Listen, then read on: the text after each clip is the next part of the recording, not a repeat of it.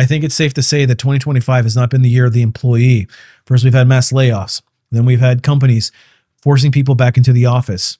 And now they're targeting low performers. So if you're somebody that finds yourself on the bottom end of the performance spectrum, now might be the time to up your output because they may be coming after you next. Hi, everybody, and welcome back to my channel. If you're new here, my name is Brian, and I'm the founder of A Life After Layoff.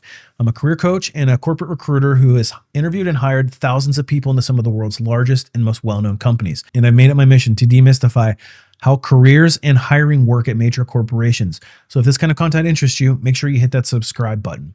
So as you're probably well aware, major players in the tech industry in particular are continuing to look at strategic workforce reductions, and they're doing it in the form of layoffs, moving people back into the office, which is essentially a constructive layoff. If you can't move back to the office for whatever reason, you're basically forced to quit. And since those are pretty much in full effect, now the latest is targeting low performers.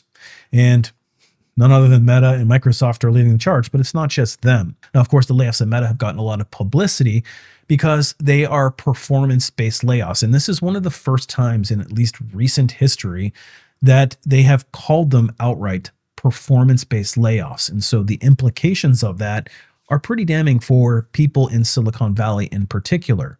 And if that's the space that you operate in, imagine having a scarlet letter. If somebody knows, another hiring manager for another company knows that you work for Meta during this period of time where there are these performance-based layoffs, not only do you have the stigma of being laid off and unemployment and having the stress of all that, but now you have the stigma of all these other companies essentially considering you to be damaged goods. And that's really unfortunate for a person who maybe just was in the wrong fit, the wrong job type for them, and weren't a bad employee. But now they've got to overcome the stigma and a bias from everybody in Silicon Valley. So they've gotten a lot of bad publicity for this, rightfully so. I don't think that they should have called them performance-based layoffs in public, maybe behind the scenes. But that is indeed causing people to have more difficulty in their job search. And in some cases, people are just leaving the industry outright because they can't get away from this performance-based layoff stigma. And when you're applying to a lot of different jobs, you're inevitably going to be sending out a lot of personal information in the form of job applications.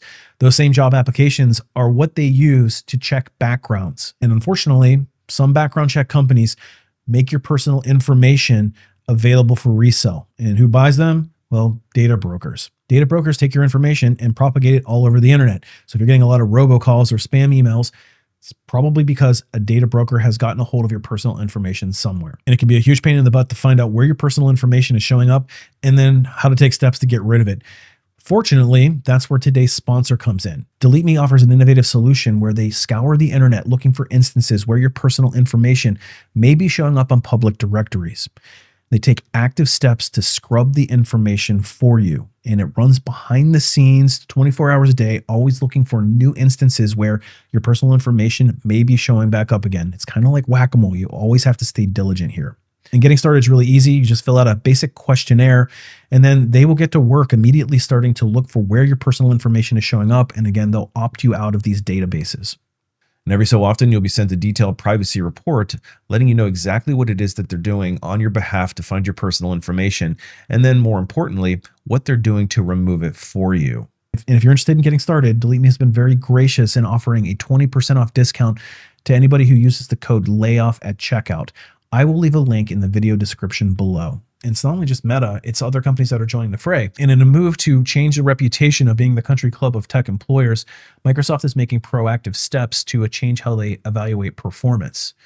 And so they've cut 2,000 people, kind of the same period of time. 2,000 people deemed low performers this year. So anybody that was laid off in March of this year, you are now deemed to be scarlet lettered to the rest of the tech industry. And now they are, in addition to that, starting to reevaluate how they do their performance appraisal process. And in order to do this, they've made some significant changes on their executive teams and human resources to start to take a harder approach.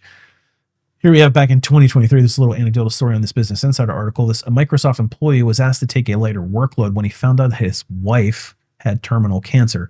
His managers, the direct line managers, were supportive, and they appeared happy with his performance during his wife's illness as late as 2024. When they were told, and when they told him to expect 120% of his bonus. So his managers felt he was doing a good job, and probably in reality, his managers did feel he was doing a good job. Oftentimes, it's the managers 2 layers up that are coming in and asking the more difficult questions. So it says on January 22nd of this year. So he's been on this leave for a little bit of time. He's gotten 120% of his bonus, so it probably exceeds expectations.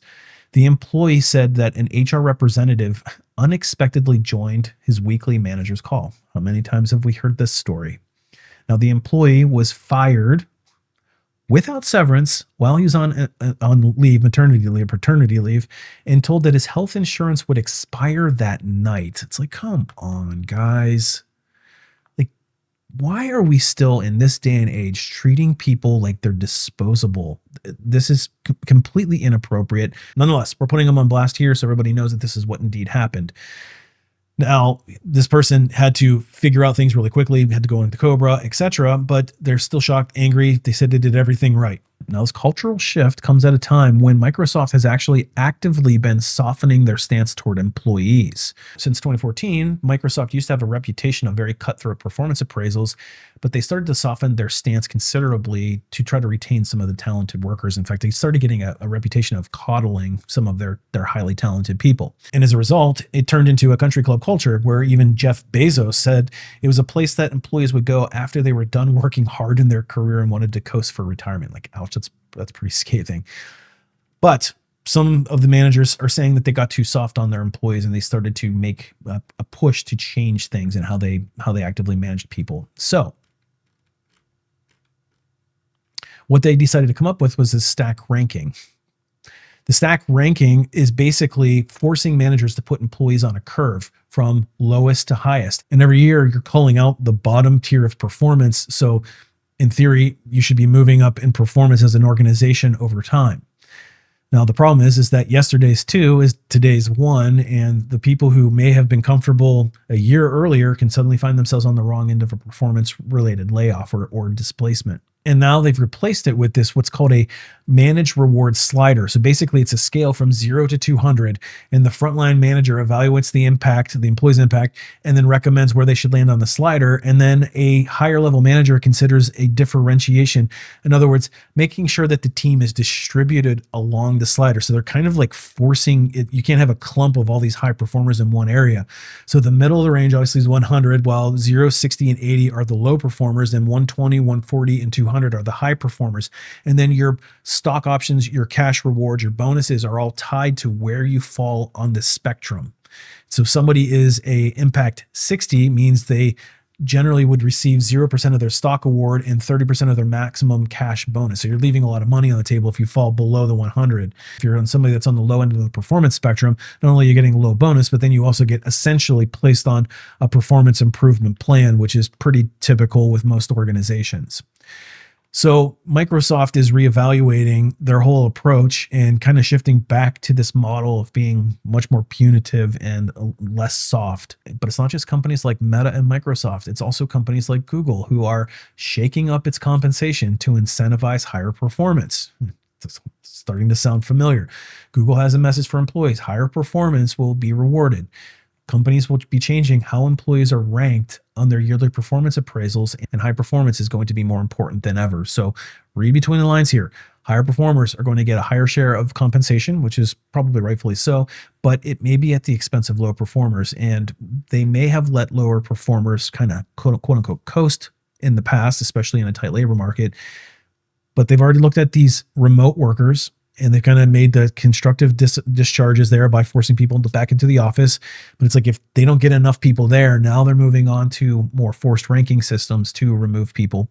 Same thing goes for Amazon. They're also revamping pay structure to favor consistently high performing employees. So it's kind of a lot of the same type of stuff. I mean, it's slightly different from each one, but it's essentially the same type of program where if you're a high level performer, you can expect to get the lion's share of compensation and bonuses. And if you're somebody that's lower, you used to get a certain percentage of bonus or a certain percentage of raise, and now that's really being reduced. So they're actively targeting people who are on the low end of the spectrum of performance. And you couple this with the problem that they're actually getting rid of a lot of mid-managers at the same time. So they're calling out an entire job classification and making it much more difficult for employees to have a natural and steady career progression.